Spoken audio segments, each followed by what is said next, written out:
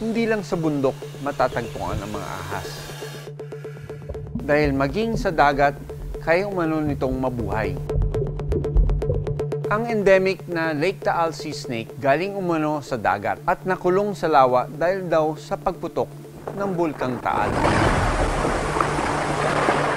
Dati ang Lake Taal ay bukas sa dagat, sa Balayan Bay. But because of the series of volcanic eruptions, it has closed and is now a typical freshwater lake. Ito na yung rare na Lake Taal sea snake. Nagawa niyang i-adapt yung sarili niya dahil sa kanyang environment.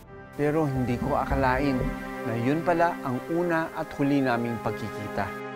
Halos hindi na raw ito makita ng mga ekspertong nag-aaral dito. There's a lot of different factors in terms of why it could be so difficult to find. Sea snakes are known to be good divers in a habitat like Lake Taal that has a lot of traffic in terms of different industries like tourism, agriculture, open fisheries. There's a lot of movement. Ang naglalakihang dayo sa ating karagatan, taon-taon din naming inabangan. Yun o! Wow! Oh my God! Hindi kami binigo nang bumungad sa aming bangka. Ang napakalaking humpback sa Babuyan Island. May pagkakataon ding pinalibutan kami nito sa 7 taon naming ekspedisyon doon. Iba't ibang fluke na ang aming nakunan.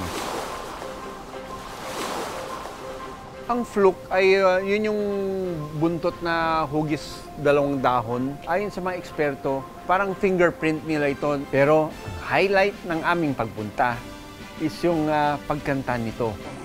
Nag-iba na yung tone ng kanilang mga kanta, no? Ang boses nila, tila umaawit sa ilalim ng dagat.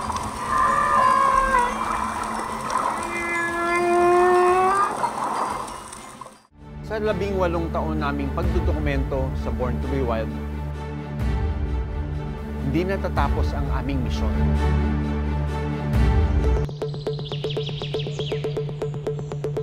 Hindi sa lahat ng pagkakataon may hayop sa wild.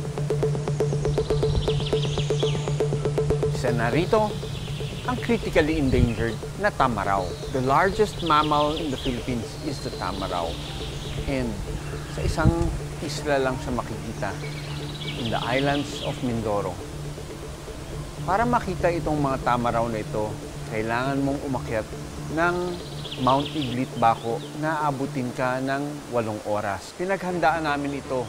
Kami ang unang nagdala ng mga spotting scope para makita ng sobrang malapit itong mga tamaraw na ito. Bukod doon, nagdala pa kami ng drone. Noong mga panahon na yon, hindi pa usong drone.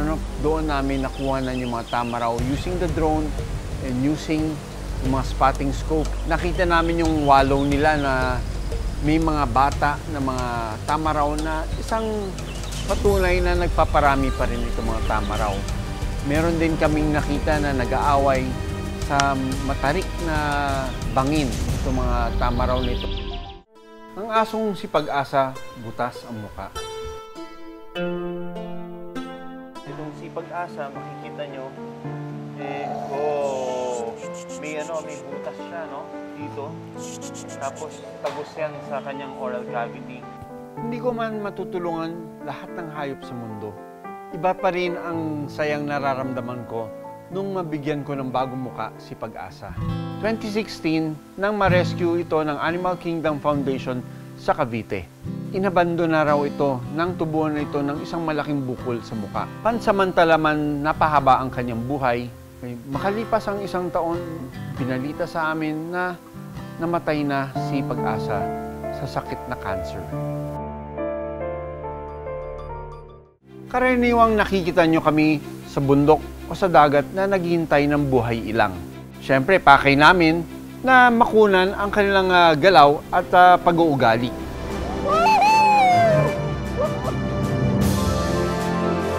Pero may pagkakataon na kailangan namin iligtas ang buhay ng mga hayop sa gitna ng peligro. Sa mga pagkakataong merong mga ganitong sakuna, alagang aso, pusa, pati na rin yung mga kabuhayan ng mga magsasaka. Dito, ang mga veterinaryo ang tumutulong para sa kanila. 2013, nagkaroon ng Zamboanga Siege. May mga reports na yung mga hayop doon ay nagkalat na sila. Dahil sa giyera na nangyari doon, naabandona yung mga bahay ng mga kababayan natin doon sa Zamboanga. And dito, nagkaroon ng maraming mga stray na hayop. Nakilala ko rin dito ang service dog na si Doris. Nung inilapit sa akin ng military itong si Doris, nakita namin na ang laki ng sugat niya sa likod. Kaya nakita namin doon sa opisina na pwede siyang operahan. Pagkatapos ng ilang minuto ng pag-opera sa kanya, maganda yung naging recovery ni Doris. Agad naghanda ang team ng Born to be Wild para pumunta sa Bohol after a magnitude earthquake of 7.2. Maraming mga daan na hindi pwedeng daanan dahil nasira yung mga gusali. Iniisip namin na may mga hayop na kailangan ng tulong. At dito, gumawa kami ng parang vet mission. Dito kami nagturok ng mga anti-rabies, naggamot kami ng mga asong medyo nangangailangan ng tulong dahil may mga sakit na. At namahagi din kami ng mga relief goods para sa mga alagang hayop.